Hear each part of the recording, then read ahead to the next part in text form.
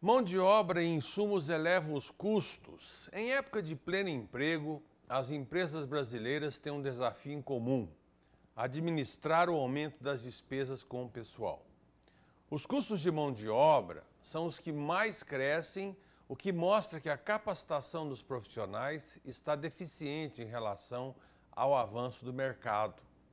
Intensiva em mão de obra, a construção civil teve o segundo pior desempenho entre os setores avaliados no estudo do INSPER sobre os resultados do primeiro trimestre. O índice que mede a inflação do setor, o INCC, mostra uma alta de 12% no item mão de obra nos últimos 12 meses. O mercado de trabalho aquecido e a escassez de mão de obra qualificada pressionam os custos das empresas. O custo de aquisição dos terrenos é outro fator de pressão. Para as indústrias, a valorização de commodities como soja e minério de ferro também pressionou os custos. É o caso também das siderúrgicas, que tiveram o pior resultado no primeiro trimestre. Por mais que o preço do minério de ferro tenha caído do seu recorde, o patamar ainda está alto se comparado ao valor de venda do aço. O excesso de oferta global de aço impediu que os preços fossem reajustados e, ao lado do incentivo do câmbio, provocou a invasão de importados, não só de placas e laminados, mas também de itens com alto percentual de aço, como os bens de capital e autopeças. Em 2011, foram importados 5 milhões de toneladas de aço, indiretamente o tamanho da CSN. A alta do dólar no segundo trimestre deve frear as importações e beneficiar as exportadoras, que receberão mais em reais por produtos vendidos em dólares. Mas também pode provocar uma nova alta de custos diante do real, valorizado principalmente nos últimos meses. Muitas empresas trocaram a sua base de fornecedores no Brasil por estrangeiros. Com a virada aí do câmbio, isso preocupa, pois aumentará o custo dessas empresas com fornecedores de fora. O novo dólar ainda eleva em reais os preços das commodities formados em dólar no mercado externo. Do ponto de vista contábil, o câmbio também ameaça, pois impacta o balanço das empresas com a dívida em moeda estrangeira, que será convertida ao fim do trimestre. Nós vamos ver agora o que aconteceu com o lucro líquido e com o faturamento de uma amostra de empresas em relação ao mesmo período do ano passado, do ano de 2011, especialmente o lucro e faturamento. Vamos ver então o que aconteceu. Na nossa primeira figura, nós temos aqui os setores. Então, nós temos aqui o setor de telecomunicações, outros, e aí vai. Mas o importante é que, no geral, o lucro líquido das empresas, dessa amostra de empresas, caiu 17%, muito embora a receita tenha crescido 10%. Vejam aqui, o setor de telecomunicações, por exemplo, foi uma exceção, né? A receita cresceu 36% e o lucro 103%. Mas existem alguns setores que, mesmo com o crescimento da receita, como o setor de energia elétrica, de comércio e de finanças, por exemplo, tiveram prejuízos. Veja, o setor de energia elétrica perdeu 3% em termos de lucro, o comércio menos 5% e a área de finanças e seguras um prejuízo em relação ao mesmo período do ano anterior de menos 7%.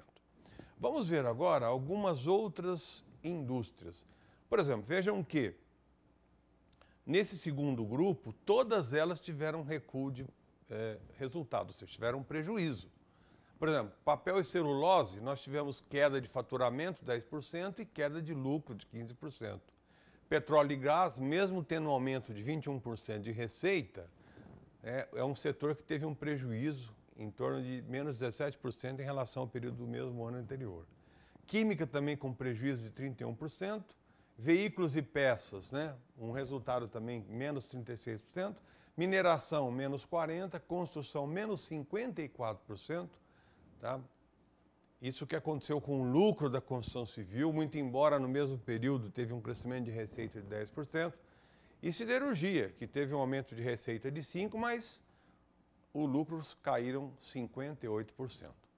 Então, esses elementos mostram que esses impactos de custo no resultado desse grupo de indústrias, que representa, aliás, a indústria brasileira, pela diversidade dos setores que nós temos aqui apresentados na figura, mostram sim que foi um impacto importante em termos de resultado, ou seja, a maioria desses setores tiveram, em relação ao ano passado, prejuízo. Empresa lança perfume emagrecedor na Inglaterra. Podia ser muito bem uma invenção maluca de filme, mas na verdade ele existe e está fazendo muitas mulheres sonharem em ter o produto. A lista de espera para adquirir um exemplar já consta com 6.000 nomes apenas na Inglaterra. Curioso? Pois é. Trata-se de uma fragrância da perfumaria francesa Veldes, que promete deixar as mulheres com um aroma irresistível e emagrecê-las. Isso mesmo, um perfume diet. O nome do produto se chama Prends Moi e o seu segredo está nos seus componentes. O produto contém endorfina, um neurotransmissor que proporciona a sensação de prazer e bem-estar. Quando a substância entra em contato com as células da camada mais exterior da pele, a sensação de fome diminui. Além disso, a sua composição contém cafeína, a carnitina e o extrato de espirulina, que acelera o metabolismo.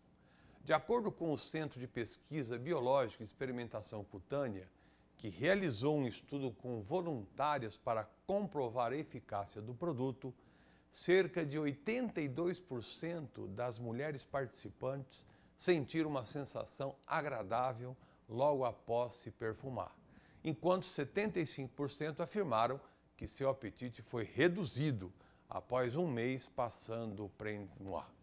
Muito bem, meus amigos, no terceiro bloco nós estamos destinando para responder pergunta dos nossos telespectadores. Nós recebemos a pergunta aí do Mário Sérgio de Souza, lá de Douradina, que diz o seguinte: eu pretendo aplicar na Bolsa, compro as ações de uma só vez ou aos poucos? Muito bem.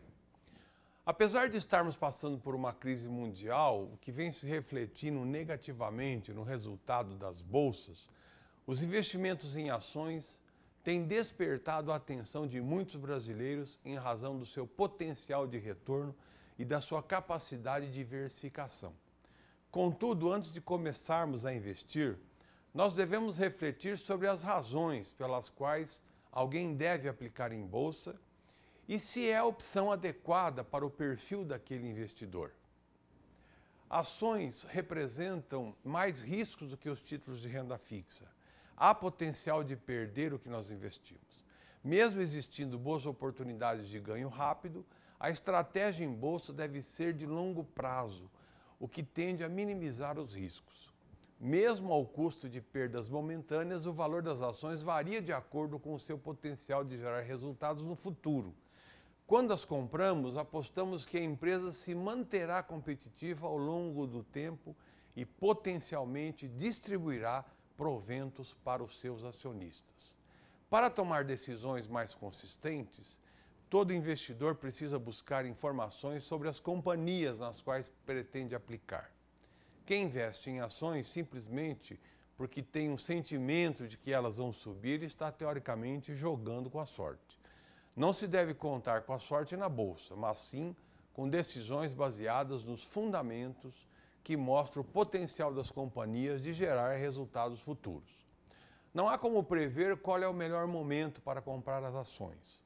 As oportunidades aparecem sempre, portanto é necessário pesquisar periodicamente se há ações com preços atraentes.